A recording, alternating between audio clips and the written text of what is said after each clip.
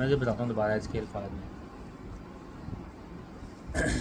وہ کہہ رہا ہے عبادت کس کی جائے. ہاں آسان الفاظ میں ہے عبادت کس کی جائے. عبادت اس کی جائے جو اپنا وجود برقرار رکھ سکتا ہے، نہ اس کو کسی نے بنایا ہو، نہ کسی کا وہ محتاج ہو. اس نے ہر چیز بنائی ہے. صحیح ہے. آگ ہے، ختم ہو سکتی ہے، پیدا ہو سکتی ہے. پیدا کیا اللہ نے آگ کو، ایسے ہی ہے. درخت بھی ہے، اللہ نے پیدا کیا، اس کا اپنا کوئی وجود نہیں ہے. صحیح ہے. اور اسی طریقے آگ ہے، پانی ہے، درخت ہے، اس نے مثالیں دی تو ہیں یہاں پہ. بت ہیں، یہ پتھر ہیں، پتھر سے تراشے ہوئے بت ہوں، کوئی بھی چیز ہے، ان کا اپنا کوئی وجود نہیں ہے. تو اللہ کی شان ہی ہے جس کا اپنا وجود ہے، جس نے ان سب چیزوں کو بنایا دنیا میں. ایسے ہی ہے. اسی لیے وہ یہ وعدہ بتا رہا ہے کہ اب اس کے بعد یہ سب مثالیں دیکھنے کے بعد جو عبادت کے جو لائق ہے وہ اللہ تعالیٰ کی صرف ذات ہے. اس کے علاوہ ہم کسی کی عبادت نہیں کر سکتے. اب سمجھ آ گئی بات پوری. اس کے بعد ہاں بات ہو رہی ہے نا پہلے بھی اس موضوع پہ. ابھی تو نے بولا تھا میں پوری بات سنوں گا. اس کے بعد دوسری آیت میں توحید کی نقل و دلیل بیان فرمائی گئی ہے. ارشاد ہے نزل علیک الکتاب بالحق مصدقا لما بین یدیہ وانزل التوراۃ والانجیل من قبل ہدی للناس وانزل الفرقان. جس کا خلاصہ یہ ہے کہ اللہ جل شانہ کی توحید کا مضمون جو قرآن نے بیان کیا ہے،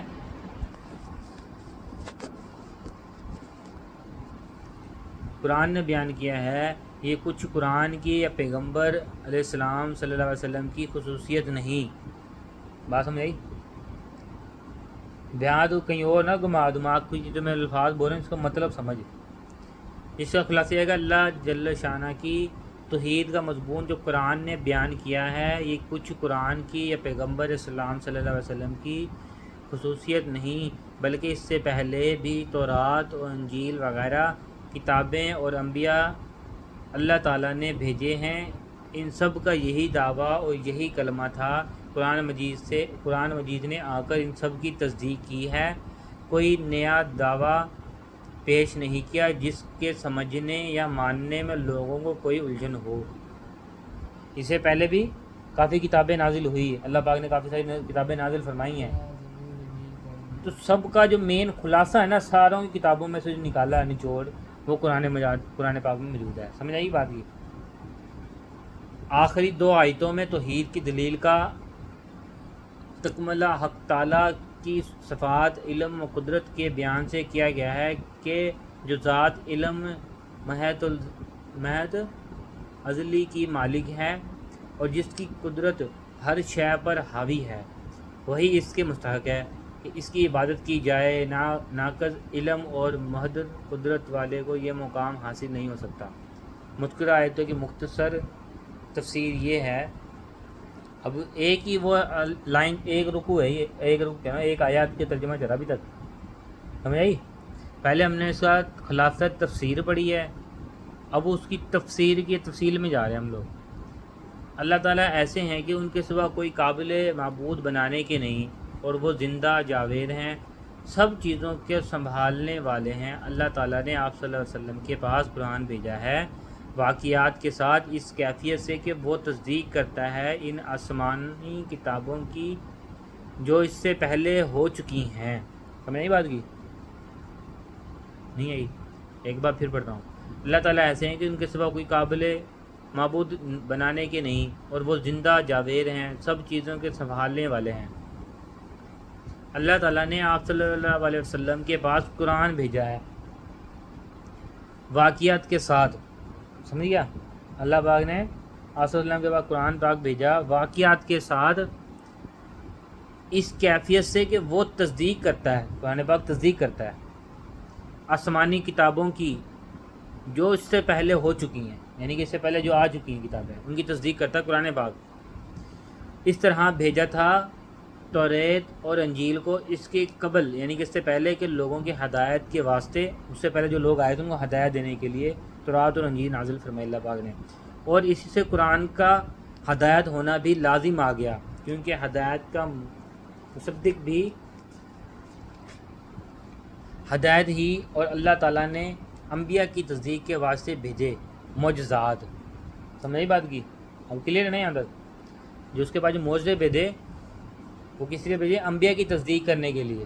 کیونکہ اب تو کوئی بھی اٹھ کے کہہ دیتا اس وقت کے دور میں انبیاء ہوں یا میں آپ صلی اللہ علیہ وسلم ہوں یا نبی ہوں، اللہ نے بھیجا ہے مجھے. ہاں، ان کی تصدیق کرنے کے لیے معجزے بھیجے. پھر بے شک جو لوگ منکر ہیں اللہ تعالیٰ کی ان آیاتوں کے جو توحید پر دلالت کرتی ہیں ان کے لیے سزا سخت ہے. سمجھ نہیں بات کی؟ جو آیتوں کی توحید پر دلالت کرتی ہے ان کے لیے سزا سخت ہے. اور اللہ تعالیٰ اور قدرت والے ہیں کہ بدلہ لے سکتے ہیں اور بدلہ لینے والے بھی ہیں. بے شک اللہ تعالیٰ، یہ بات بڑے کیا لکھا ہے، میں آگے پیچھے ہو رہا ہوں. اللہ تعالیٰ سے ڈبل لکھا، بے شک اللہ تعالیٰ سے کوئی چیز چھپی ہوئی نہیں ہے، نہ کوئی چیز زمین میں اور نہ کوئی چیز آسمان میں. بس ان کا علم بھی نہایت کامل ہے. وہ ایسی ذات پاک ہے کہ تمہاری صورت شکل بناتا ہے جس طرح چاہتا ہے، کسی کی کیسی صورت اور کسی کی کیسی صورت. بس ان کی قدرت بھی کامل ہے. حیات اور